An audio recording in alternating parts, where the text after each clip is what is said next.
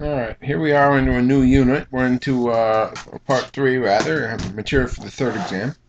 And what we got today is, well, in the third part anyway, well, as a warning actually, the third part, social relations, is 5 chapters long, and is only the first 4, which will end up on the third exam. So even though there's a logical connection between all 5 of these chapters, only 4 come on the next exam, and then that conflict and peacemaking sort of ends up on the next exam. Although it actually kind of does make sense, because the final part unit, whatever it's called, the final group of chapters is going to be about applying social psychology, and conflict and peacemaking is in many ways applying social psychology to enhancing relationships among people or something. So it does make sense. But in this chapter, we're going to talk about different relationships, both positive and negative. First, we'll talk about the negative two, prejudice and aggression, and then we'll move into attraction and helping. Okay, so prejudice is disliking others. Aggression is physically doing things against others. Attraction and intimacy is feeling good about others. Helping is actually behaving in those ways. So you see, there's this pattern in these chapters. What is it? Whatever. We'll talk about it. Okay. Prejudice, by definition, and by the way, I always like to use the word prejudicism, but no matter how many times I try to use prejudicism, I don't think it's actually a word. So, whatever. I'm going to try to pretend I don't use the word prejudicism. Prejudice, a preconceived negative judgment of a group and its individual members. Okay. Prejudice is an attitude, and just like we talked about earlier with attitudes have 3 components: the affective component, the emotional part; a behavior tendency, to actually act and perform behaviors; and a cognitive component, how do we perceive it. Okay, so a prejudiced person might dislike those different from themselves. Emotional, affective component, behave in a discriminatory manner, and believe in a cognitive way that they are ignorant and dangerous. So all 3 components are there because prejudice is an attitude just like any other attitudes, political opinions or whatever. A stereotype, on the other hand, is a belief about the personal attributes of a group of people. Stereotypes sometimes overgeneralize, inaccurate, and resistant to information. We talked about this earlier, so this should be familiar, and we had said most stereotypes, they have some truth to them. There's something to them that there's a foundational element, a grain of truth. So a couple of stereotypes that are out there. British people are stuffy. Stuffy. American people are outgoing. All right. Professors are absent-minded. Okay. And so here I'm going to write this little, caveat down at the bottom. Stereotypes can be accurate or inaccurate, but take a look at this image. Hopefully this image is familiar to us. And let me just look at the way I modified it today. Now, I've looked at that professors are absent-minded thing. Oh, for me, holy crap, is that true? All right, totally. I love the fact that I have an excuse for it. That's the thing. I mean, I can make it all. Oh, I'm a professor, so I'm absent-minded. It's not my fault, right? Isn't that how that works? Yeah, we're going to talk about that in a minute. Many groups do, in fact, latch on to their stereotypes and use them as an excuse. I'll admit that. So, just like we talked about earlier, if along the bottom of this axis we have absent-mindedness, okay, and Group A is not professors and Group B is professors, we find that the average of Group B is, in fact, higher than the average of Group A. So the average professor is, in fact, more absent-minded than the average not professor, whatever that means, right? But we see that there are plenty of professors that fall very low on the absent-mindedness factor, and many not professors that fall high on the So we see that there's lots and lots of overlap, and of course, like I say, most stereotypes have a kernel of truth to them. Some stereotypes that are perhaps don't have a whole lot of truth may have a situation where the difference between the average of group A and group B might be incredibly small, okay? In which case there's very little basis for a stereotype, but there's still something there, perhaps, right? Perhaps. I don't know. I mean, it depends on what the stereotype is. But we see this notion is that stereotypes are both true and not true at the same time, given this scenario, right? The average professor is, in fact, more absent-minded than the average not professor, yet there are thousands and thousands of professors that are less absent-minded than thousands and thousands of not professors, right? You kind of get the idea. It's sort of a neat... I promised I would bring this image back, and that this idea...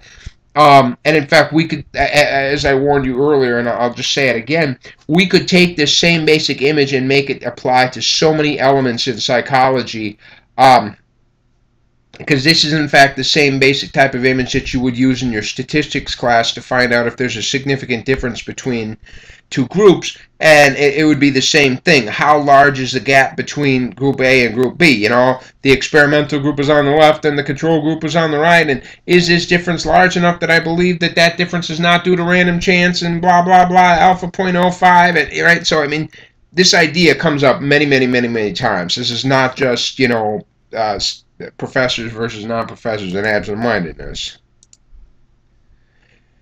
All right, so now, as we said, prejudice is an attitude with the three components, right? A stereotype is a, what? I guess that would be the cognitive component of a prejudice. Discrimination, however, is unjustified negative behavior, the actual act of behaving in a way towards a group and its members. There are many forms of discrimination. We give them different names, just based on the type of discrimination it is. Racism is an individual's prejudicial attitudes, beliefs, and discriminatory behavior towards the people of a given race. Okay. Yeah. Okay. And then we could take basically the same definition for sexism. An individual's prejudicial attitudes and discriminatory behavior toward people of a given gender. Okay, I mean, whatever. Or ethnocentrism. An individual's attitudes and discriminatory behavior toward people of a cultural group. All right, so we get the exact same definition for racism, sexism, ethnocentrism. We could probably add a whole bunch more isms if we really wanted to, but I guess isms aren't our job, right? All right, so now about that attitude thing. This is interesting. We're going to talk about prejudice a little bit more, and this is kind of fascinating stuff. We can talk about prejudice in two different flavors. We can talk about subtle prejudice and overt prejudice. Prejudice. Listen to me. I told you I was going to say it, right? I promised I would. There it was. Prejudice. No, prejudice. There's I mean, for any of our things, we have a dual attitude system. Like, if anybody remembers Little Albert, you remember perhaps in some of the work, I don't believe I talked about him in this class, but for many of you, you'll remember Little Albert, and you remember he had this ungodly fear of Santa Claus, right? Remember, he was afraid of little white rats, and Santa Claus is also a fuzzy white thing, and so blah, blah, blah, blah, blah. He's got this huge attitude towards Santa Claus, but he's sitting there with, I have no idea why. Okay, and that's clearly reveals the dual attitude, because if you ask Little Albert, why are you so afraid of Santa Claus? He goes, dude, I don't know, he's just weird, man. Look at him, isn't he scary? The way he grins at you, and I don't know.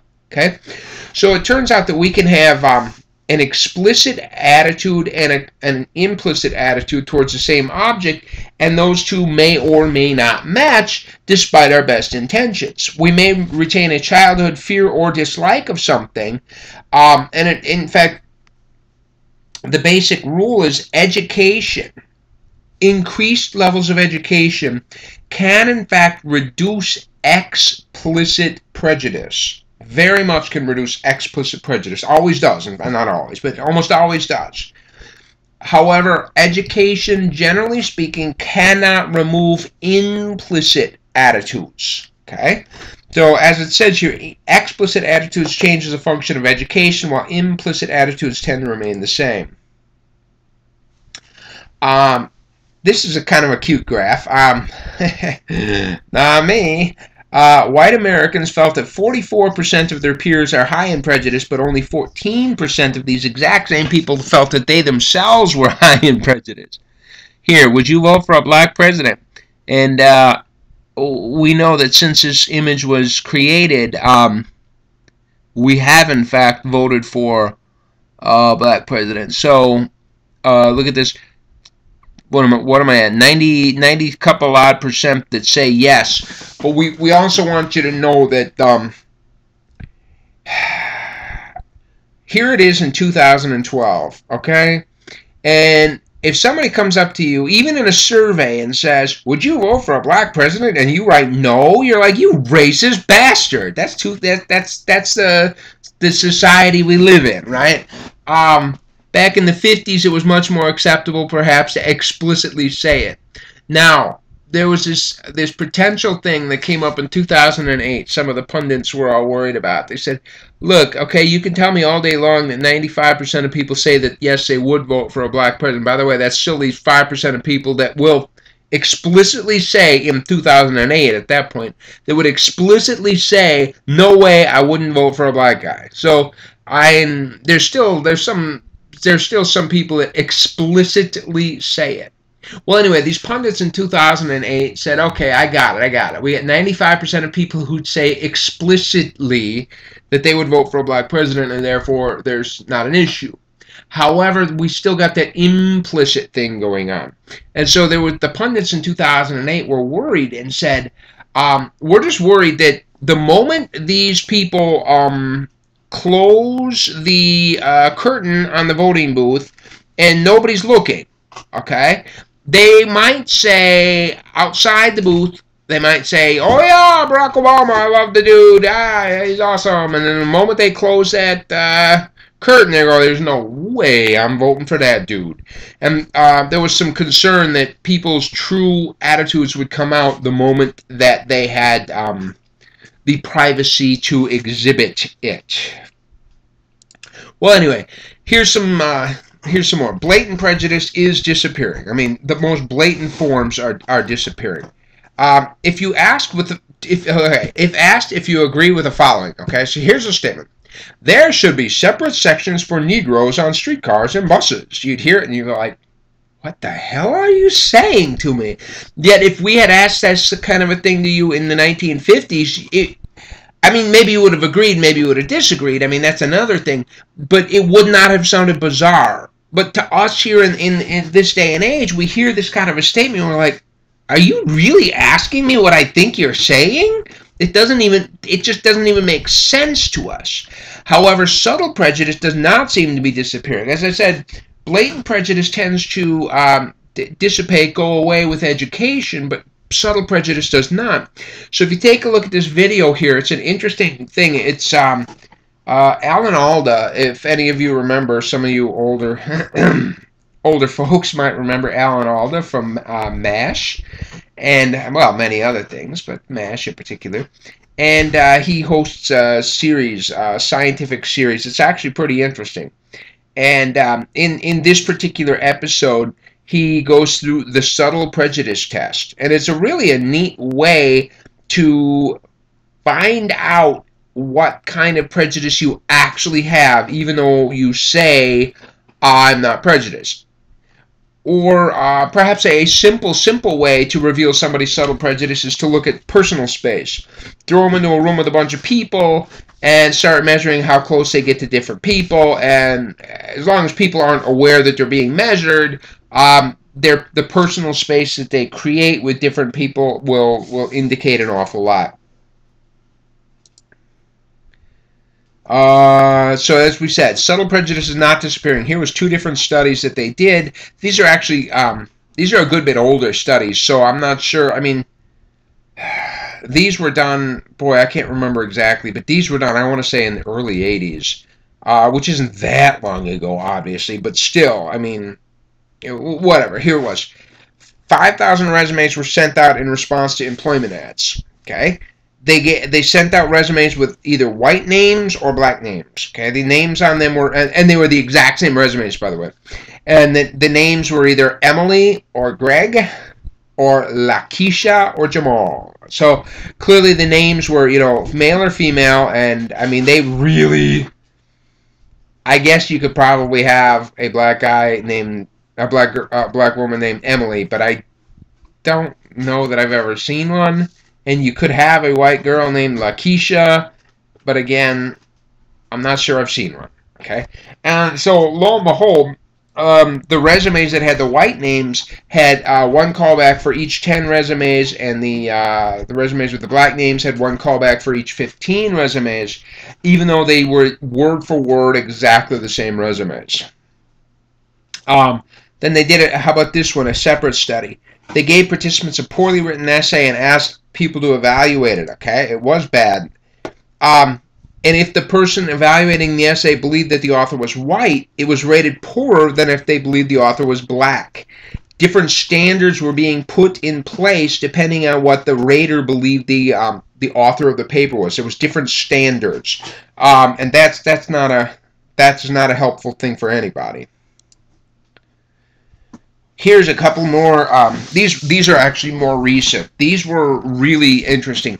Let's say, for example, on the top you have these little images. You see there's two guys. I can't even tell what they're holding, but just imagine they have different images of black men and white men, and they're either holding guns or they're holding I don't know, some other object. I don't know what. Okay, and so these images would flash up, and participants have to hit one of two buttons, either, you know, shoot or don't shoot. Okay, and if a person is holding a gun, then they're supposed to hit shoot, right? And if they're not holding a gun, then you hit don't shoot.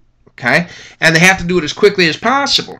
And of course, what they find is that when the pictures with the black men show up, people are much quicker to put shoot than if the white man shows up, regardless if they're holding a gun or not. Okay, that there's more errors in when the black man comes on the screen. There's more errors in the shoot direction than in the, you get you know what I'm talking about. Okay, in this other study, this is very interesting. What they did was they took on the far left, both the white row and the black row here, we see on the far left the guy has got angry face. On the far right, under myself, they've got a smile on their face. Okay, and what they did in the pictures as they progressed from the left to the right is a subtle little change from angry to happy. Okay, you see this, and both the top row and the bottom row, they have, I mean, they very, very clearly, they measured the angle of the lips, and, you know, to make sure that it was a perfect transition from left to right. Well, it turns out that they said, basically, when does this guy stop being angry, right? And when it's the top row, it was like maybe, you know, the far left one, angry, the second one, angry, the third, angry, the fourth one, the fifth one, no, that guy, he's not angry anymore. But then when you get to the bottom row with the black faces, it was like, first one angry, second one angry, third one angry, fourth one angry, fifth one angry, sixth one angry, seventh one maybe not. Okay, so you had to go further before the participants rated him as not angry any longer. Okay, so clearly people are seeing things differently, even though it's set up the same. This is interesting. Okay, so where does this prejudice come from? I mean, there's a lot of words here. I don't want to get into all these words, but I want you to realize something, and that it's just such a simple statement. Red is different from green, right? Your brain registers a difference between red and green. You cannot pretend that you do not see the difference between red and green. You can, and in fact, it's very interesting because, you know, the majority of the time when I'm running around, I do not necessarily explicitly think of the difference between red and green. It's not something that I explicitly am aware of. Yet my brain is always aware of red versus green. Even if I'm not, oh, that's red, that's green, you know, most of the time I just live my life, right? I don't stop and think, or I don't put the word red on an object or the word green on an object. They just are. These are just the colors that you live with. Yet your brain is in fact categorizing them and responding differently. You cannot pretend that you don't see red and green, even if you're living your life without acknowledging it or thinking about it or putting second thoughts into it. You can't ignore it. It's there. Red is different from green, and that's how we view race. Okay, our brains respond that way, no matter how 21st century advanced we think we are, no matter how we pretend our brain sees red and our brain sees green. They're different. Your brain fires different, and it works the same way. So that doesn't mean that we're helpless victims and therefore prejudice is inevitable, but it does tell you that it's deeply biologically rooted. It's in there. We can't help but see the difference. Okay. Well, moving on a little bit to gender stereotypes. Gender stereotypes are even stronger than racial stereotypes. And this shouldn't surprise us, because if we recall, going back to that gender issue, we find that a lot of the differences between genders are, in fact, biological truths. Okay? So that I'd be willing to bet that racial stereotypes, remember this image right here, I'm willing to bet that racial stereotypes would be more likely to be small differences between groups. Remember this small thing. Whereas gender stereotypes would probably be more likely to be larger between these groups. And that's kind of that's my understanding of it. That gender stereotypes are more likely to be rooted in biology, and cultural stereotypes or racial stereotypes are perhaps more likely to be grounded in cultural issues. Though I'm not saying that gender stereotypes aren't cultural too. They are. We know that. But we also looked at the monkey study and found out that even little baby monkeys follow gender stereotypes to some degree, right? Blah blah blah blah blah. Here's another phrase. I like it. I mean, I've said this before, but anyway, the presence of persistent and stable stereotypes. That's actually kind of a tongue twister. The presence of persistent and stable stereotypes leads some evolutionary psychologists to believe they reflect innate reality. Yeah, biological truth. Here's an interesting study, which is in fact kind of whatever. In 1968, women were given a short article and told to judge its quality. And the author was either John T. McKay or Joan T. McKay. Okay? And if the participants thought that the author was a woman, they rated it lower. And these were women participants rating other women lower. In 1980, they replicated the study. They found no difference. Okay? Here's apparently something, I don't know. Parents announce the birth of their baby boys with more pride, but they announce the birth of their baby girls with more happiness. Okay. I'm not sure how they defined. I'd be a little leery without seeing more than just that little statement. I'd be a little bit leery about what that actually means. Well, I want to go back just a second, in fact, because I want to talk about perhaps my situation now that I'm thinking about it. Where am I? We talked about, in fact, here, on this slide when we said you can't ignore it, you just see it. It's an interesting thing. Now, I'm in an interracial marriage with a woman from South Korea. I'm sure many of you know that. But honest to gosh, majority of the time, I don't realize that she's Asian. I don't think about the fact she's Asian. I don't remember that she's Asian. Once in a while, I am explicitly reminded. Once in a while, something will happen that I do in fact. Oh yeah, she's not. But by far the majority of the time, I just live my life. She just is. She's just my wife. And it's the same thing with my kids. The same thing. I'm just like, they're my kids. I don't see them as American or white or whatever. I don't see him as white. I don't see him as Asian. I don't see him. They just are. Yet my kids are hyper aware that they are Asian. In fact, we had some problems trying to go to an American church, and we were told by my children that they didn't like it because they were the only Asians there. And I was like, really? You're not Asian. You're just a kid. What? I don't get it. Somehow these kids are picking it up, and I mean, I'm not like trying to get rid of all racial and make some happy, harmonious world. No, I honestly, I just don't see race. I don't in my house. I mean, in my house. Although again, I mean, if this is to be believed, my brain does fire differently. Okay, my brain does see it, but I live my life. I don't talk about it. I don't. You know, it just is. It is what it is. We don't deal with it. And yet somehow my kids are becoming hyper aware of it. And it's really an interesting thing to see how this works. And I'm not sure. My kids are convinced that because they are, and I mean, and I'm positive there's something to it. I'm not sure if maybe my kids are perhaps overly sensitive, but I'm sure there's something here that they are worried that by being viewed as a member of the category Asian, then certain stereotypes will be placed on them. Really? What stereotypes?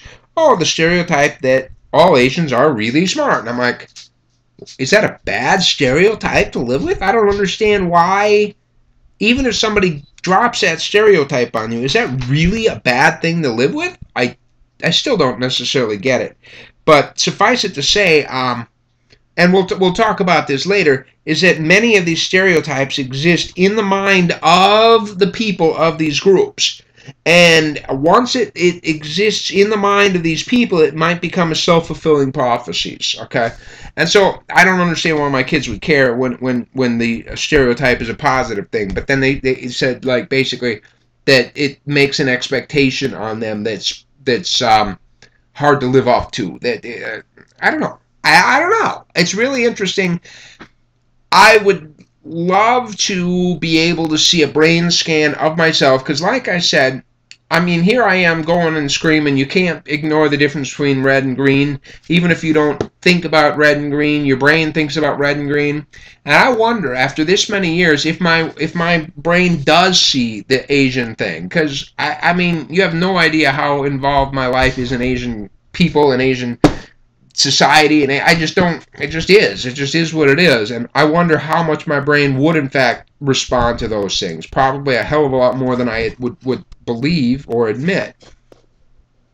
Okay, so now I gotta remember where I was after all of that blah blah blahing. Where did I go? Where does prejudice come from? Oh man, that's pain. Yeah, here. Where does prejudice come from? Unequal status. When one group has a status higher than another, there's almost always going to be a prejudice involved. I mean, I love this. If you know the economic relationship between two groups, you can predict their intergroup attitudes. Because people that are rich are going to use prejudice to justify it. Rich people view poor people as lazy, irresponsible, and lacking ambition. Exactly the traits that would explain why the inequality is there and explain why the inequality is... I have a really hard time. In case any of you have not noticed, I am a Democrat. I am a Democrat, and I stand by this statement right here. There is nothing. I am so sick and tired of hearing people, but I worked hard, I innovated, I went to a good university, I blah blah blah bullshit. There is nothing in the world that justifies one human being making 10,000 times more money than another human being. Nothing in the world justifies that. You cannot give me your bullshit about you worked hard or you innovated. Or that is bullshit. You had opportunities that they didn't have, you had, etc. Or maybe even it just comes down to the simple fact that you got lucky and somebody else didn't, all right? That is such bullshit.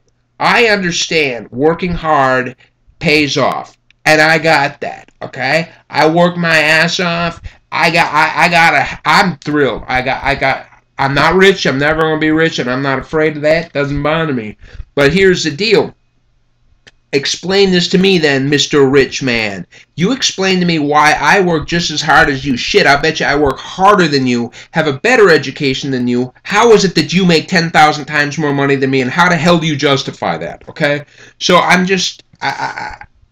this is bullshit, but this is human nature.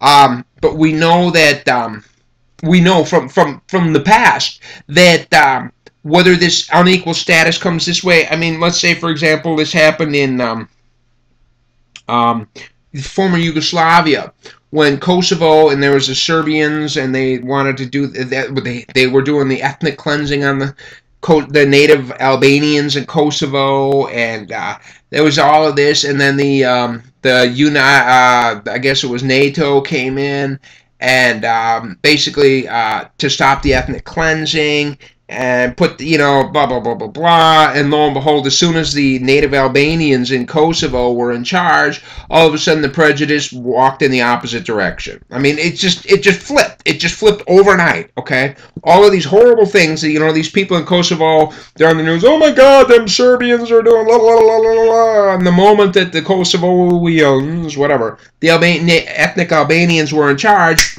the exact same thing, and then the native Serbians, oh my God, look what they're doing to us. It's Jesus. All right, that's human nature.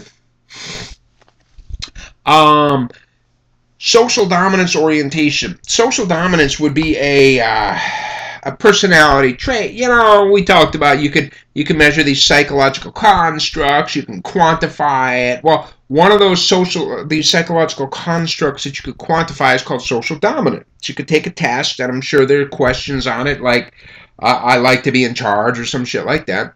So people that score high on a test of social dominance are more likely to exhibit prejudice. Okay. We talked about ethnocentric. Oh, the authoritarian, a personality that is disposed to favor blah, blah, blah, blah, blah. Okay. Religion and prejudice. This is actually this always troubles me a little bit. I know it's true. Hell yes, I know it's true. But it always bothers me a lot. Leaders often evoke religion to state that God wants the world to be the way it is. Therefore, all of the problems in the world are there because God wants it to be that way.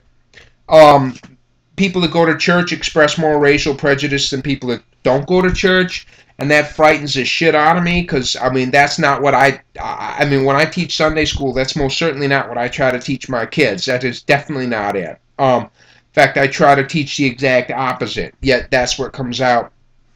Not just church members express more prejudice, but those professing traditional or fundamental Christian beliefs, like Southern Baptists or something, express even more prejudice than those professing more progressive beliefs, like a Unitarian or something like that. These are correlational. I'm not saying, church makes you a racist bastard. I'm just saying this is the correlations that are, in fact, out there. Here, this is interesting. We're going to come back to this pain and frustration thing later when we get to aggression. But I'll say it, here in relation to prejudice.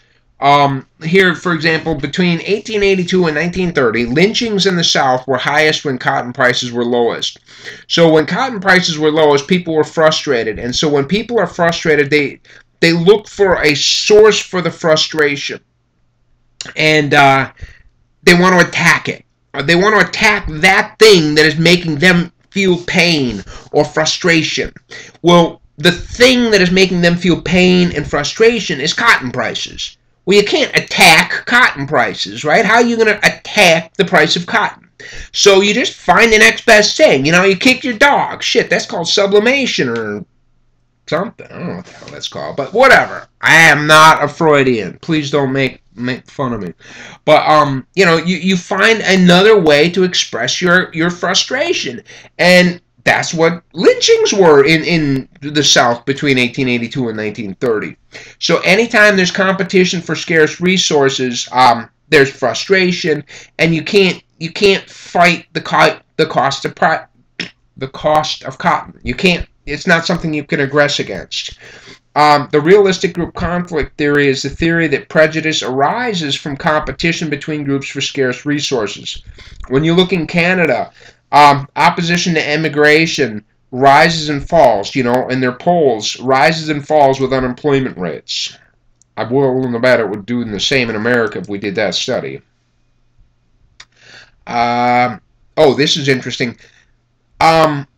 We talked about heuristics earlier, so let me quick remind you the availability heuristic. Remember, the availability heuristic is a strong preference for something that we're familiar with. The more familiar you are with something, the better.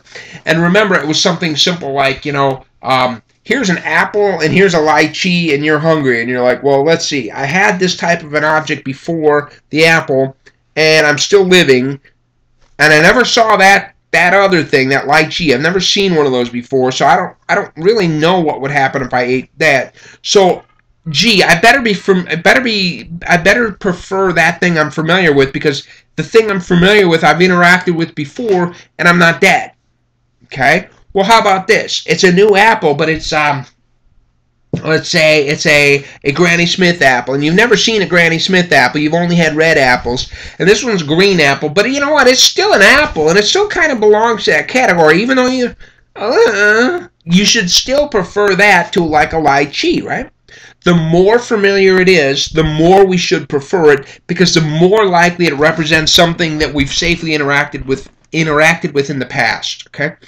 That's how it works. Remember, we expressed it to a human being. There's two people approaching me. Here comes John. I know John. I hang with John. I've seen John before, and I'm still alive. Therefore, John never killed me in the past, and I could probably assume that John is probably not going to kill me this time. Here comes a random stranger. I don't know this stranger. Shouldn't I be a little bit concerned? Perhaps, at least if I had to pick a friend, shouldn't I go with John, right? Who is this dude? And so we find that this is a deeply, deep, I'll call it prejudice, I guess, but I mean, this is a deep preference, maybe is a better word, a deeply biologically rooted preference, rooted in our ancestral past, rooted in our evolutionary past. Those of our ancestors that did not show this preference for something familiar were much more likely to die and not have babies. I mean, it's just we're programmed to prefer things we're familiar with. And so we find that we're much more likely to be familiar with people similar to ourselves, because that's how it works. I mean, in our ancestral past, we lived in groups where people, at least let's say racially, among the group that you interact with, they are the same or very, very similar. And so we are programmed to prefer those things that we're familiar with, and we are most familiar with those people of our own race. Okay? And so we develop this mentality of we versus them, or us versus them. And we prefer the me, the we, the in-group versus the out-group. Okay? Yeah, here's the words, in-group and out-group. So, social identity theory, we categorize people, ourselves included, and we identify ourselves as certain groups, and we compare ourselves, and we create an in-group, a group of people who share a sense of belonging, a sense of common identity. I mean, literally, just a sense of common looks, right? And we have a tendency to favor our own group, and of course we should. I mean, that's what the free, which heuristic? Whatever. The familiarity one that I just said a minute ago. Whatever. And then the out group is the them, those that are different from us, okay? This is actually really cute. Well, whatever. I mean, a really good example. Here is, in the bottom right corner is a picture of Ben Johnson, who was born in Jamaica, and immigrated to Canada when he was a kid. I don't know. He was fairly young. And he goes on to Olympic glory, and he gets a gold medal in, I think it was in 1988, Summer Olympics in Seoul in the 100-meter. I don't remember. I guess it was 88. And the Canadian press, when they talked about him, oh my God, our Canadian hero, holy shit, And then after the Olympics, Ben Johnson tested positive for steroids, and they stripped his gold medal. And all of a sudden, the Canadian press was like emphasizing not his Canadianness, but his Jamaican-ness. All right. So it was like, when he was a great guy, he's part of us, and then the moment that he became a disgraced guy, he was part of them. What an interesting thing. Those whose self-esteem, self-image is low tend to be more prejudiced. Prejudiced? Yeah, that's a good word. Blah, blah, blah. I don't know. Read that. I don't care about that one. This is interesting. Spontaneous categorization. Go back to your cognitive psychology class. We categorize the world to simplify the world. It's very simple. I will try to keep a simple one. Let's say we get a category in our head called tables, okay? And we learn certain things about this thing called tables. Certain things remain true about tables. You can sit at them and write on them. You could stand on them to reach a light bulb. I mean, if an object fits the category of table, then certain truths exist about that object. If I go into a new room and there is an object and I have never in my life seen it before, but it shares enough, take your cognitive class to get the details, but it shares enough that it makes me believe that this new object does in fact belong to the category table. And if this new object does belong to this category that I'm familiar with, then I know certain truths about this new object. I could in fact stand on that object and change a light bulb. Why? I mean, I don't have to actually perform that behavior to know it's a true behavior, because it belongs to the category of tables, and all members of that category table do in fact share that piece of that characteristic. Okay, and so we have to categorize things. If we didn't categorize things like this, then every object in the world would be a separate object, and we'd have to learn every piece of information about every single object every single time. You'd walk into a room, and there'd be a new object. You go, I wonder what this object is. I wonder if you could stand on this object in order to reach a light bulb. Let me get up there and try it. You know, you literally have to do that, but we don't. Okay? We cluster things together into categories. Once we put them into categories, then any general truths about the category become true of all members of that category. We'd have to, I mean, our brain would blow up if we could not categorize. We couldn't exist. Well, we also categorize people, okay? We throw them into groups. And again, we'd have to. Otherwise, here's the thing. Yeah, I got it. Everybody's a unique individual, and there's a truth to that. But guess what? I mean, let's pick a simple categories, boys versus girls, okay? It's just like tables. And if there's a general truth about tables and I find a new object and I don't know anything about it except I see that it has enough characteristics that it belongs to tables, then the general truths about tables will also exist. Here's a man. I don't know this man. I've never seen this man. He has this person, he has enough characteristics that I will put him into the category of man. Therefore, that new object or person will in fact have characteristics belonging to the category of men. Okay? We have to do this. I understand that everybody has unique characteristics. However, I suspect that you share a whole hell of a lot more of who you are with other members of your groups. Whether those groups be racial groups, ethnic groups, gender groups, family groups, cultural groups, okay? You share more than you are unique, okay? So we find that it makes sense to categorize. However, once we put it into a category, all the stereotypes, literally the stereotype, the fact that a table is an object which can be stood upon to change a light bulb is a stereotype, because some tables would collapse if you jumped up on them, right? So, you know, even something as simple as that truth is a stereotype. And so we find that this category of race or gender also has these same stereotypes or truths. And we have to put a new object into a category. It's just what we do. We cannot treat each and every object as a new object. If you did, you would have to learn the characteristics and properties of 10 billion things in the world. Every single leaf, every single tree, every single house would be new. And you would have to say, oh, look at this new object. I wonder what it is. And you wouldn't be able to exist if you didn't categorize. And that includes categorizing people. Okay? So this is it's hard to get past these types of prejudices. Yeah, prejudice. Maybe we need to attack at the level of the stereotypes, right? Because we are going to apply stereotypes to people. That is a fact, because it's the same thing. I am going to apply stereotypes to this new object which I call a table. That is just how I interact with the world. We are going to apply stereotypes. So perhaps to attack prejudice, we need to attack the stereotypes themselves and which are truths and which are not truths. Okay, whatever. You can read this one. I mean, it's an interesting one, but it's all about memory. Outgroup homogeneity effect. Yeah, the perception of outgroup members is more similar to another. That is to say, they all look the same to me, dude. Right?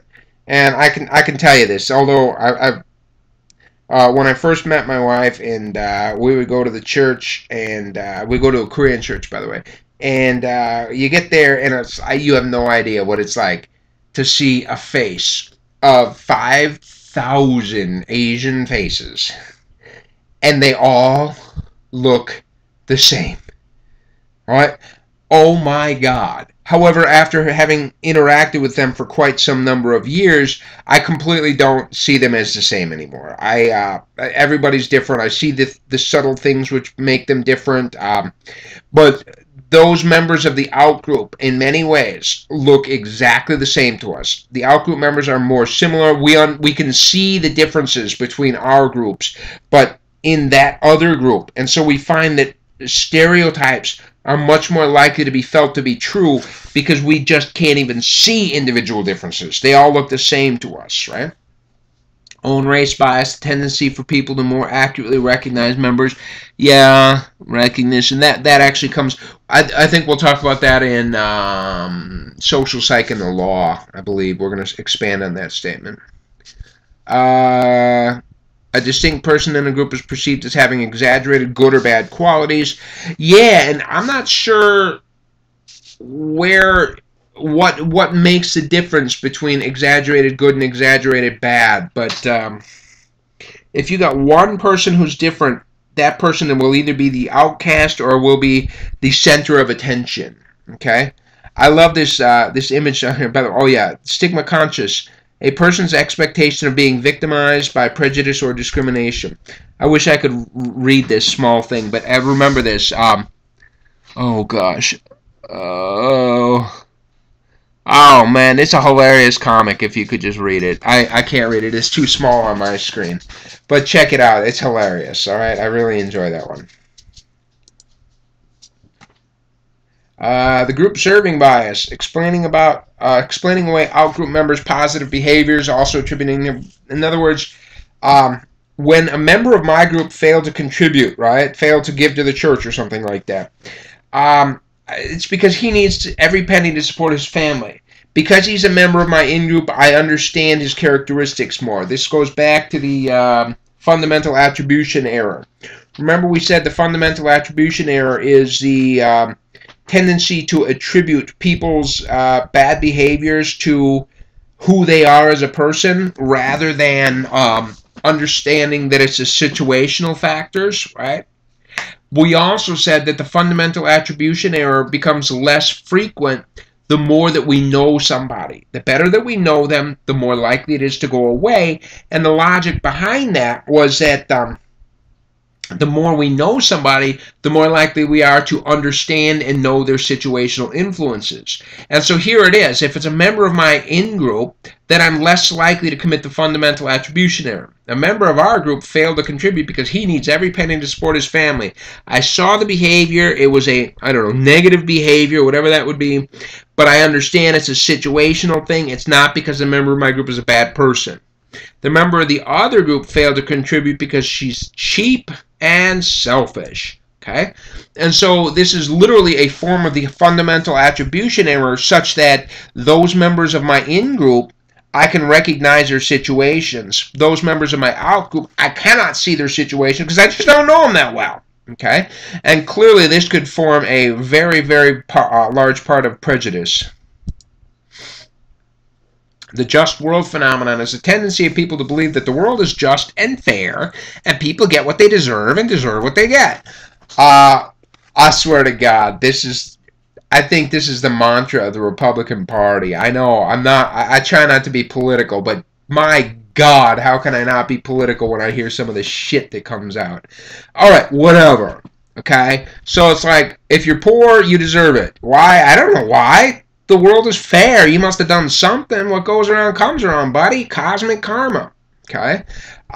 So if you just observe a person, an innocent person being victimized, pretty soon you're just going to just assume they're a bad person. We saw that before, too, with attitudes. This is interesting. Once we categorize, we come to expect stereotypes. And once we expect stereotypes, these stereotypes influence our memories about what happened, and we create realities based on it. Okay, this is that whole what was a hit versus smash thing back in Wade chapter earlier. Remember hit versus smashed, and all of a sudden there was a new social reality. Well, the stereotypes that we have become the hit versus smashed and create the social realities that we remember. Blah blah blah blah blah. We sometimes expect stereotypes out of ourselves as well. Okay, minority group members tend to behave in a way they think the members of their group are supposed to behave, and they judge members of their own group by these standards, the standards of the stereotypes that are pushed upon them. Here's a lot of words. Let me remember if these were good. Ogbu suggests that African American students do not have the academic success of their other minority groups or white students due in part to their socio-historical experience in the U.S. during slavery. Individuals of African descent were involuntarily placed in. Basically, what it says is members of this group come to judge themselves on standards. They believe that they're not supposed to meet certain standards, and they don't judge themselves accordingly. Stereotype threat. Here's a classic one. A disruptive concern when facing a negative stereotype. It's an interesting thing. Here's a classic study. They had men and women taking a math test of some kind. I don't remember what it was, a math test. And what they did was, just before they gave the test to the men and the women, they pulled out the old stereotype. You know, men are good at math and women aren't good at math. And so for half of the people, they pulled out this thing, and they said, you know, on this test, men are much more likely. It's a math test, so, you know, men are more likely to do well on this test. And if they said that, you see on the left side, when gender differences were expected, the men did, in fact, score much higher than the women. Okay? But when they did not pull out that one statement, oh yeah, men and women in math thing, look at the scores of the men and the women. The men slightly outscored the women, slightly. But if you gave them that threat to the stereotype threat, you pulled that out, all of a sudden, boom, they really responded to it. And so we find that women are exposed to this type of stereotype threat on a regular basis. Here is a classic. Honest to God, you got to check out this. It's on YouTube. This little clip for Teen Talk Barbie. And you pull the string, you know, and she says different things. But one of the things when you pull it, she says, math class is tough. They got rid of that. I mean, the Mattel Corporation or whoever makes the Barbie put it out there, and it's on the shelf for no more than a day before the National Organization of Women goes, okay, dude, are you kidding me? You're seriously trying to sell this to our little girls? And they're like, oh, shit, I'm sorry. And so now the Teen Talk Barbie is like a major collector's item because it was only on the store shelves. I mean, among Barbie collectors. I'm not a Barbie collector, all right? But among Barbie collectors, you know, this is a major one because it's only out there for 1 week or something. Reducing prejudice. I'm gonna mention a couple of very brief things here, but we will expand on this idea when we get to the conflict and peacemaking, I believe, chapter whatever that would be, 13, I think, conflict and peacemaking. But anyway, you can reduce prejudice through persuasive communication. Yeah, education and persuasive communication can do a good job of reducing explicit prejudice. Implicit prejudice is a different question. The contact hypothesis. Under certain conditions, contact between antagonistic groups will reduce prejudice. We're going to talk about a classic study of the Rattlers versus the Eagles. I want to say the kids can't. I don't know. Again, we're gonna do that in the conflict and peacemaking chapter. I forgot the guy's name. Yeah, whatever. That was a very cool study. But in order for, I mean, just having people make contact with each other is not enough. There has to be equal status contact, all right? There has to be sustained close contact. There has to have cooperation between the groups, etc. We're going to we're gonna pull this apart later. So suffice it to say, at this point, this chapter is all about prejudice. And later on, as I said, we'll be talking about how we can reduce prejudice. Well, like I said, conflict and peacemaking. So reduce in the sense that peacemaking is, or reducing prejudice is peacemaking. That's how we're going to address it in 13. Okay, whatever. We got one more chapter here. The next one is going to be aggression. All right, a couple of scary ones. But after that, we move into the pretty stuff. We talk about love and helping. So if you can stick with one more of the negative ones, we'll come back with 2 more positive ones after that. All right? So I'll see you the next time.